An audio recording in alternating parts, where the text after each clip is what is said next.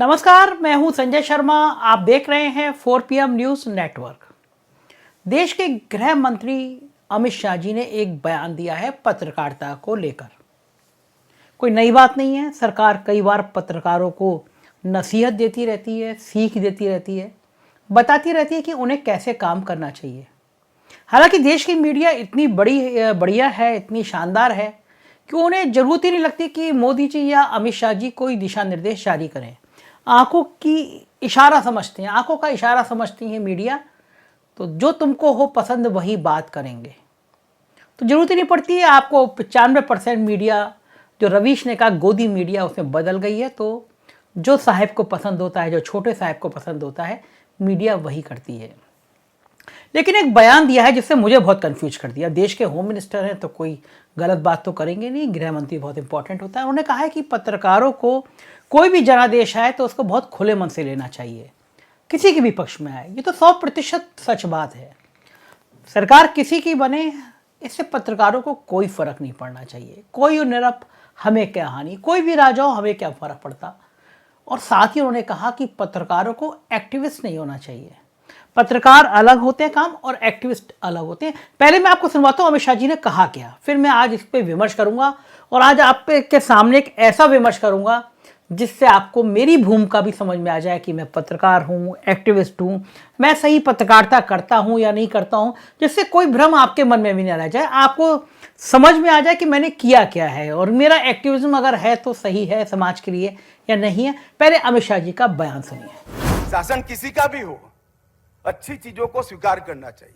Ideology सरकार की कोई भी हो, परिणाम जो आए हैं इसको स्वीकारने की अगर खुलापन नहीं है तो हम पत्रकारिता का काम नहीं कर रहे हैं, हम एक एक्टिविस्ट का काम कर रहे हैं।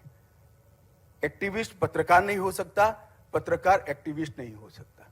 ये दोनों अलग धर्म है, दोनों अलग काम है, दोनों अपनी अपनी जगह बहुत अच्छे हैं, परंतु दोनों एक दूसरे का काम करने लगेंगे तो बहुत बड़ा गड़बड़ होगा। आजकल बहुत दिखाई पड़ता है, इसलिए मैंने एक नुक्चेती कर बात को मैं छोड़ देता हूं। अमित शाह जी का मानना यह है कि पत्रकार को एक्टिविस्ट नहीं होना चाहिए, और मेरा अपना मानना यह है कि पत्रकार अगर एक्टिविस्ट नहीं है, समाज को बदलने की सोचता नहीं है, समाज में जो कुछ गलत हो रहा है उसका विरोध नहीं करता, सिर्फ सत्ता की ही चाकरी करता है, सवाल विपक्ष से पूछता है, तो फिर वो पत्रकार नहीं है। मैं बड़ा कंफ्यूज था अमित शाह जी के इस बयान से। मैं बड़ा परेशान था कि क्या वास्तव में मैं गलत कर रहा हूँ, मैं कैसे एक्टिविज्म कर रहा हूँ, कैसे मैं एक्टिविस्ट हूँ, ये मैं आपको बताऊंगा, और मैं क्यों हूँ ये भी मैं आपको बताऊंगा। लेकिन मैं बड़ा कंफ्यूज था कि भाई अमित शाह जी ने जो कहा है कि पत्रकार एक्टिविस्ट नहीं होना चाहिए, तो यार मैं जो लाइफ जी रहा हूँ या मैं जो करता हूँ वो तो एक्टिविस्ट टाइप की है। वो तो समाज में कुछ गलत होता है तो मैं रोक नहीं पाता। तो मैं जब परेशान था तो आज मैंने सुबह फ़ोन लगाया NK सिंह जी को। NK सिंह जी ने मुझे पत्रकारिता बहुत सिखाई, और मैं ये कहूँगा कि देश के वो शायद मेरी निगाह में उस सर्वोच्च शिखर पर बैठे हुए पत्रकार हैं जिनकी ईमानदारी पर दुनिया में कोई उंगली नहीं उठा सकता, और इतने विद्वान हैं कि हम उनको विकिपीडिया कहते हैं। जो देश की सबसे ताकतवर पत्रकारों की संस्था होती है ब्रॉडकास्ट एडिटर एसोसिएशन, सालों तक वो उसके जनरल सेक्रेटरी रहे। सुधीर चौधरी जी जब पकड़े गए थे और बाद में तिहाड़ जेल भेजे गए थे रिश्वत को लेने के आरोप में, तो NK सिंह जी ने पहल की थी। जो ब्रॉडकास्ट एडिटर एसोसिएशन होती है, इसमें जितने इलेक्ट्रॉनिक चैनल के संपादक होते हैं ये सब मेंबर होते हैं। NK सिंह जी इसके जनरल सेक्रेटरी थे, और तब आज तक के दफ्तर में ही मीटिंग हुई थी। और तब NK सिंह जी की पहल पर सारे बड़े संपादकों ने तय किया था कि इस तरह जो वसूली करता हो पत्रकार, उसको हमारा मेंबर नहीं होना चाहिए, और सुधीर चौधरी को निकाल दिया गया था। विडम्बना देखें कि आज सुधीर चौधरी उसी आज तक के आज बड़ा चेहरा है। तो NK सिंह जी बहुत योग्य हैं, बहुत विद्वान है, सालों तक जनरल सेक्रेटरी रहे। तो मुझे लगा कि चूंकि देश के दुनिया के बड़े बड़े अखबारों में उनके लेख छपते हैं, जानकारी आती है, उनसे पूछूं। तो मैंने NK सिंह जी से कहा कि सर मैं जो ये काम कर रहा हूँ, मुझे कुछ समाज में गलत होता है तो मैं उसका विरोध करता हूँ, लीगल उसमें जाता हूँ, ये ठीक है या नहीं है। और अमित शाह जी ने तो ऐसा कहा है। तो देखिए NK सिंह जी ने मुझसे क्या कहा। मैंने उनसे कहा कि सर मैं आपको रिकॉर्ड कर सकता हूँ, दर्शकों को पता होना चाहिए कि जो अमित शाह ने कहा है, जो आप कह रहे हैं, जो मैं कह रहा हूँ, सच क्या है। तो NK सिंह जी ने क्या कहा ये सुनिए। देखिए, भारत के गृह मंत्री का ये कहना कि पत्रकारों को एक्टिविस्ट नहीं होना चाहिए, ये कहीं लगता है कि संवैधानिक प्रावधानों को जो 19(1)(a) में है उसको पूरी तरह न समझने की वजह से ये कहा गया है। उन्हीं से सवाल किया जाए कि तो आपका पांचजन्य क्या है? सीपीएम का पीपुल्स डेमोक्रेसी जो मुखपत्र है वो क्या है? पांचजन्य के रिपोर्टर को क्या पार्लियामेंट में जाने के लिए रिकॉग्निशन नहीं मिलता, उनको एक्रेडिटेशन नहीं मिलता? यहाँ की जो प्रेस इंफॉर्मेशन ब्यूरो है वो क्या उनको एक्रेडिटेड जर्नलिस्ट नहीं मानता? और वो तो क्लेम भी करते हैं कि वो पांचजन्य पार्टी का संघ का मुखपत्र है। बीजेपी का ऑर्गेनाइजर क्या उसके रिपोर्टर एक्रेडिटेशन नहीं पाते हैं? उनको आपने नहीं दिया है वो रिकॉग्निशन? तो भारत में पार्टी के मुखपत्र भी होते हैं, उनके भी रिपोर्टर होते हैं, उनको वही स्थान दिया जाता है जो नॉर्मल फॉर्मल मीडिया को दिया जाता है।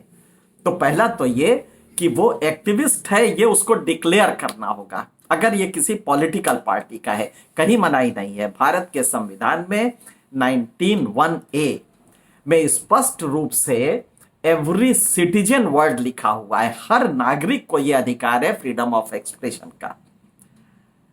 अगर हर नागरिक को है तो उसमें एक्टिविस्ट नहीं होगा, जर्नलिस्ट है तो एक्टिविस्ट नहीं होगा।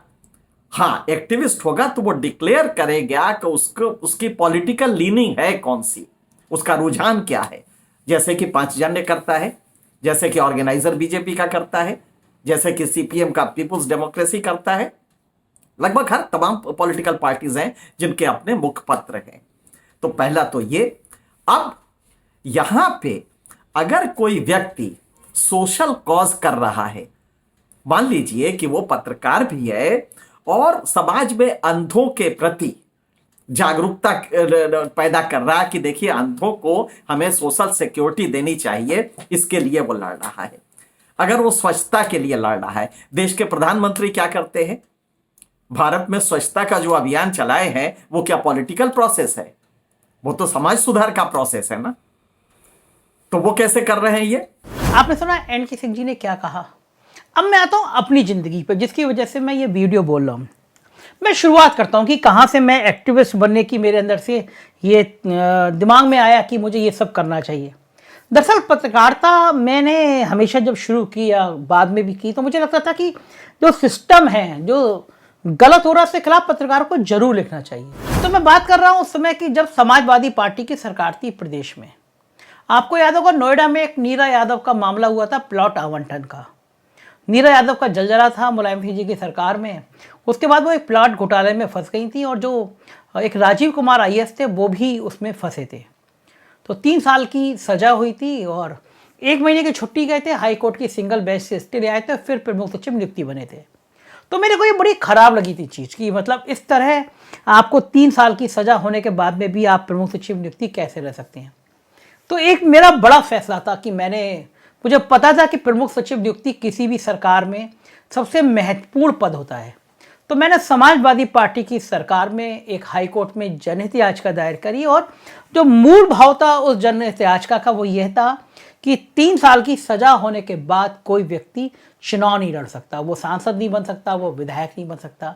तो मेरी जनहित याचिका में ये मुद्दा था कि सर मिलॉर्ड, एक आईएएस है जिसको 3 साल की सजा हुई, वो प्रमुख सचिव नियुक्ति कैसे बन सकता है? उसको तो नौकरी से भी रहने का अधिकार नहीं है। तो बहुत सनसनी फैल गई थी, समाजवादी पार्टी की सरकार थी और मैंने सीधा प्रमुख सचिव नियुक्ति पर हमला बोला था। तो मेरे एक ऑफिस में मैं आपको बता रहा हूँ कि एट ए टाइम 6 आईएएस अफसर बैठे हुए थे कि किसी तरह से ये याचिका वापस ले लो। राजीव कुमार बड़े इंपॉर्टेंट पोस्ट है, मेरे मित्र थे, दोस्त ही थे, समझाने आए थे। मैंने याचिका वापस लेने को मना कर दिया।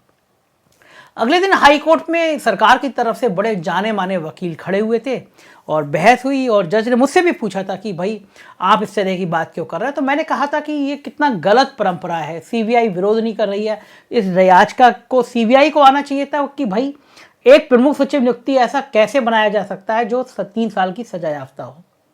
मेरी रिट एक्सेप्ट की गई, सरकार को नोटिस जारी हुए, बाद में राजीव कुमार को जेल जाना पड़ा। अब अमित शाह जी बताइए कि क्या ये इस एक्टिविस्ट की भूमिका में मुझे होना चाहिए था या नहीं होना चाहिए था? क्या मुझे सिर्फ खबर छाप देनी चाहिए थी कि प्रमुख सचिव नियुक्ति के पद पर समाजवादी पार्टी ने गलत फैसला किया है, एक ऐसे व्यक्ति को प्रमुख सचिव नियुक्ति बना दिया जिसको 3 साल की सजा है? तो अगर ये एक्टिविस्ट में नहीं होता, मैं हाई कोर्ट नहीं जाता, हाई कोर्ट में मेरी रिट स्वीकार नहीं होती, तो ये चीज़ अपने अंजाम तक नहीं पहुंचती। दूसरा घटनाक्रम, एक आईएएस अफसर थे, 10 साल तक छुट्टी के लेके चले गए थे। स्टडी लीव में होता है ये कि 2 साल के लिए स्टडी लीव करने जाते हैं और फिर बाहर जाके अफसर बहुत सारे गायब हो जाते हैं। रिटायरमेंट से कुछ साल पहले आते हैं, तनख्वाह लेते हैं और रहने लगते हैं। तो मैंने फिर दूसरी जनहित याचिका करी, वो भी समाजवादी पार्टी की सरकार थी। मैंने कहा कि इस तरह देश में बहुत सारे आईएएस अफसर ऐसे हैं जो छुट्टी लेके स्टडी लीव लेके गए हैं 2 साल की और उसके बाद गायब हो गए हैं। 8-8, 10-10 सालों से उनका पता ही नहीं है वो कहाँ हैं। वो कुछ रिटायरमेंट से कुछ समय पहले आते हैं, पूरी सैलरी लेते हैं और काम चला लेते हैं। मैंने उस रिट में यह भी कहा कि विदेश में रह के पता नहीं वो कौन सी सूचना देते हैं। मैंने इसकी सीबीसी केंद्रीय सतर्कता आयोग में शिकायत करी और जो मोदी जी ने ये फैसला किया कि जो अफसर 2-3 साल से बाहर हैं उनको नौकरी से हटा दिया जाए, वो भी मेरी जनहित याचिका पे के बाद में मेरी शिकायतों पे हुई कार्रवाई का एक बड़ा अंश था। उस पर भी बहुत बड़ा हंगामा हुआ था क्योंकि मैंने आईएएस की नियमावली को चेंज करने को कहा था। तो अमित शाह जी, अगर मैं ये नहीं कहता तो मैंने उसमें दर्जन भर आईएएस अफसरों के नाम दिए थे, उत्तर प्रदेश के थे, बाहर के थे, जो आईएएस अफसरों का पता ही नहीं था कि 8-8, 10 सालों से कहाँ है वो।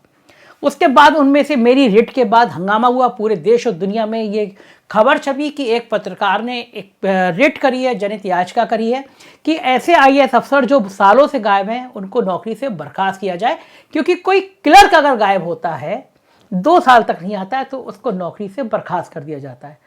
और ये आईएएस अफसर है, ये सालों तक गायब हैं और उसको कोई पूछता नहीं है। तो उसके बाद सरकार ने, मोदी सरकार ने कड़े फैसले लिए और कई सारे आईएएस अफसर नौकरी से निकाले गए। तो अमित शाह जी बताइए आप, मैंने ये पहली रिट समाजवादी पार्टी सरकार में करी, दूसरी रिट समाजवादी पार्टी सरकार में करी, तो मैं एक्टिविस्ट सही था या गलत था? आप सोच के बताइए। अब बात आता हूं मैं योगी सरकार पार्ट 1 की। कई सारे मैं बीच में इस तरह के काम करता रहा। कोरोना आया, 50 या 100 केस थे और सरकार ने एक बहुत अच्छा फैसला किया। तब बिल्कुल हाहाकार मचा था, कोरोना पार्ट 1। और मैं देख रहा था अचानक मजदूरों को सड़क पे निकल गए थे, सब कुछ बंद हो गया था। मेरी जिंदगी का सबसे दर्दनाक दिन था। अब मैं केवल पत्रकार की भूमिका में रहता तो सिर्फ खबर छापता, लेकिन मैं इस समाज का पार्ट था, इस समाज का हिस्सा था जिस समाज ने ऐसे गरीब तबके को सड़क पर छोड़ दिया था जैसे जानवर छोड़ते हैं। हम तो अपना कुत्ता भी नहीं छोड़ सकते ऐसे।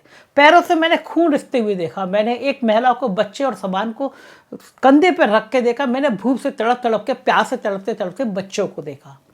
24 घंटे के अंदर मैंने फैसला किया कि मैं जिस सोसाइटी में रहता हूँ मेरे को साथ ही रहे, और वहाँ हम लोगों ने 24 घंटे के अंदर खाना बनाना शुरू किया। बड़ी समस्या थी कि कोरोना का डर इतना बढ़ गया था कि कोई सोसाइटी से बाहर निकलने को तैयार नहीं था। अमित शाह जी, मैंने 45 दिन तक लगातार बिना नागा के लगभग 1000 पैकेट अपनी गाड़ी में भरे, 1000 पानी के पैकेट्स भरे, और मैं रोज 5 घंटे उन 1000 लोगों को, जो मजदूर आ रहे थे, जो गरीब बस्तियों में थे, उनको मैं खाना दिया करता था, उनको मैं पानी दिया करता था। 45 दिन तक बिना नागा मैंने ये काम किया। अमित शाह जी, ये एक पत्रकार की भूमिका नहीं थी, एक एक्टिविस्ट की भूमिका थी।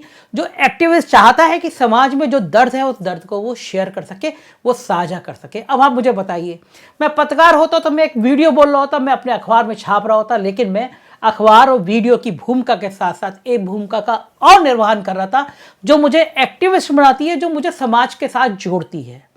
उस बीच में जब 50 या 100 केस आए तो सरकार ने, योगी सरकार ने एक बहुत अच्छा फैसला किया और कहा कि थूकने से कोरोना फैलता है, इसलिए पान मसाला को तुरंत प्रतिबंधित करना चाहिए। मैंने स्वागत किया इस फैसले का। मुझे लग रहा था कि ये कोरोना महामारी फैलने का बहुत बड़ा कारण होता है। गरीब तबका ही पान मसाला ज़्यादा खाता है, पान मसाला खाता है, थूकता है, कोरोना फैलता है। लेकिन पान मसाला वाली कंपनियां बहुत बड़ी होती हैं, अथाह पैसा, अरबों अरबपति होती है, हेलीकॉप्टर, हवाई जहाज खरीद के रखती हैं। मेरे पास, मुझे लग रहा था कि कुछ गड़बड़ होगा और वही हुआ। जब कोरोना के केस हजारों में हो गए, हजारों केस रोज निकलने लगे, तो मेरे को सूचना मिली कि पान मसाला की कंपनियों ने एक बैठक करी और सैकड़ों करोड़ रुपया एक बड़े अफसर को दिया गया कि पान मसाला को चलाने की अनुमति दीजिए, हमारा करोड़ों का रोज का नुकसान हो रहा है। मुझे लगा ये संभव नहीं होगा, लेकिन अमित शाह जी, बहुत दुख के साथ कहना पड़ रहा है कि जिस समय लोग तड़प तड़प के मर रहे थे, 50-100 केस में प्रतिबंधित कर दिया गया था पान मसाला खाना, और जब हजारों केस रोज निकल रहे थे, हजारों आदमी मर रहे थे, अचानक एक दिन सरकार फैसला करती है और कहती है कि पान मसाला कंपनियों को पान मसाला बेचने की हम अनुमति देते हैं। अब बताइए अमित शाह जी, मुझे भूमिका में क्या कर देना चाहिए था? मुझे सिर्फ एक खबर लिख देनी चाहिए थी कि यह सरकार का गलत फैसला है। सरकार को इस काल में जब लोग तड़प तड़प कर मर रहे हैं तो पान मसाला खोलने की अनुमति नहीं दी जानी चाहिए, क्योंकि इससे जाना जाने कितने हजारों बेगुनाहों की जान और चली जाएगी। लाशों पर महल बनेंगे, अफसरों के नेताओं के लाशों दौलत की महल बनाएंगे, अफसरों नेता और गरीब तड़प तड़प के मरेंगे। लेकिन अमित शाह जी, फिर मेरे अंदर का एक्टिविस्ट जागा और फिर मैंने हाई कोर्ट में एक जनहित याचिका दायर करी और मैंने कहा और सारी डिटेल से बताया कि जिस समय कुछ चंद दर्जन केस थे तब पान मसाला बंद किया गया, और जब इस तरह लगातार हजारों केस बढ़ गए हैं तो पान मसाला खोलने की अनुमति दे दी गई।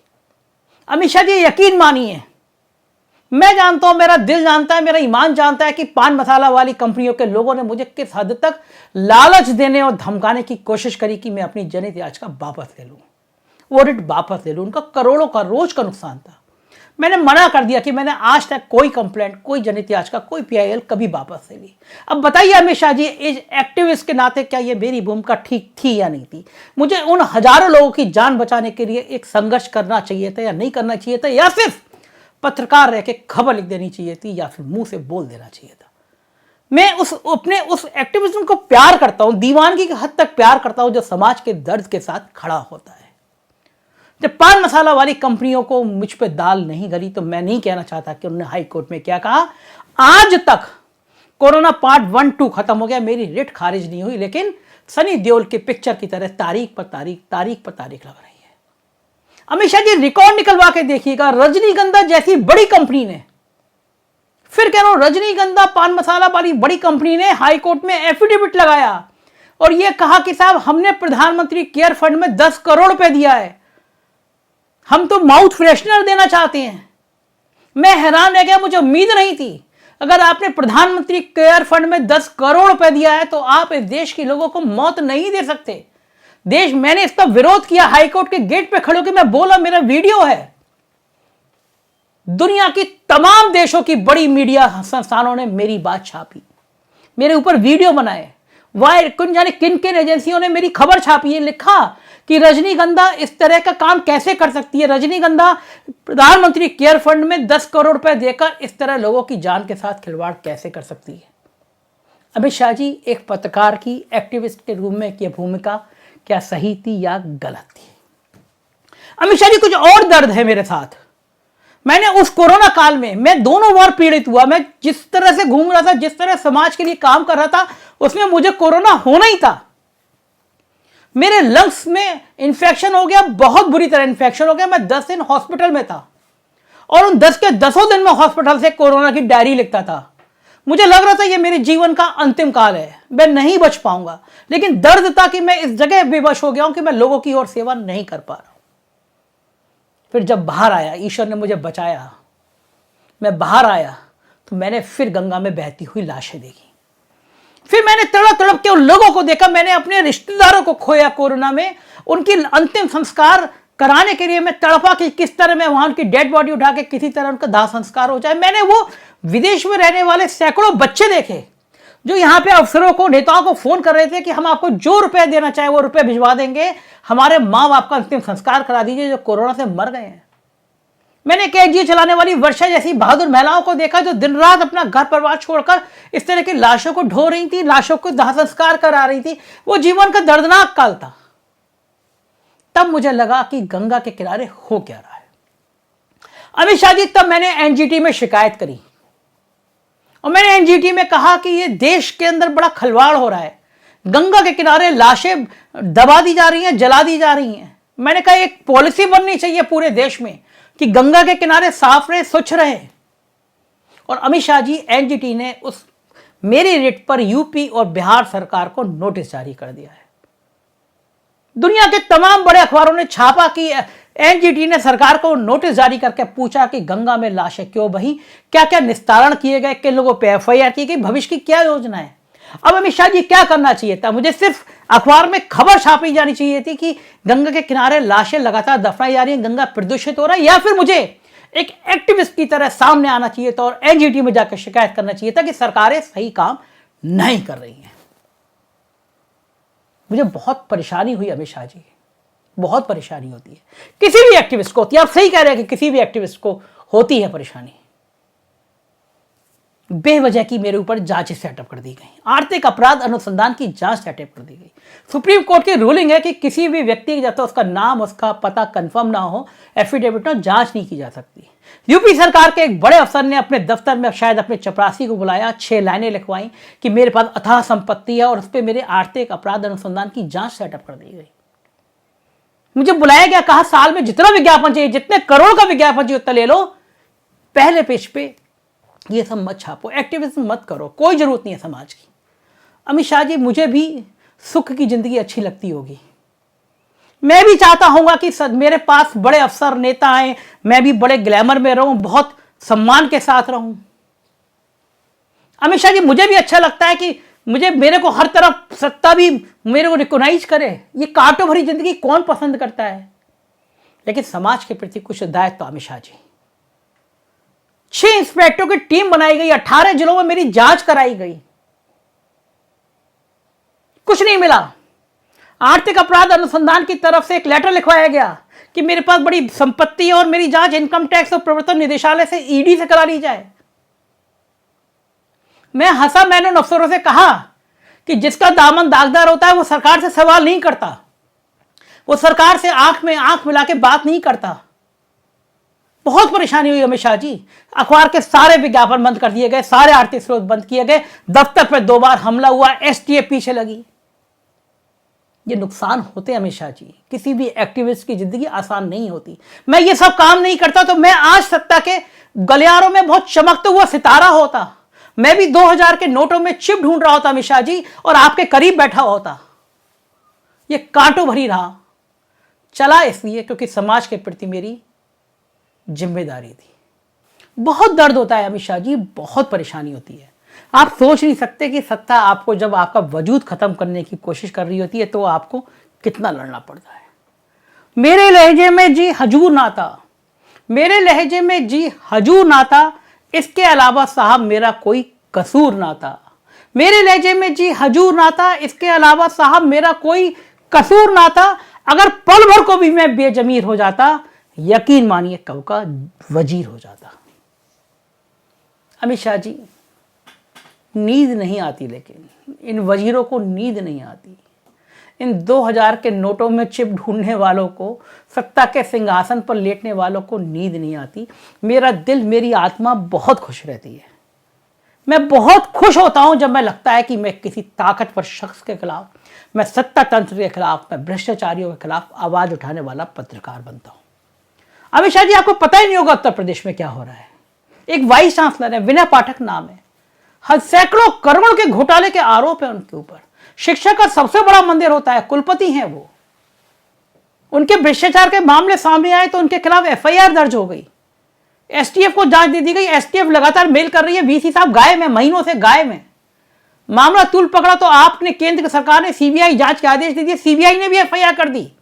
मगर उत्तर प्रदेश का गवर्नर हाउस और गवर्नर हाउस के आसपास के लोग और गवर्नर साहब के कुछ ओएसडी इस वाइस चांसलर पर मेहरबान है। आज तक वो वाइस चांसलर हटाया नहीं गया। आप सोचिए, 3 महीने 2 महीने से फरार है वो।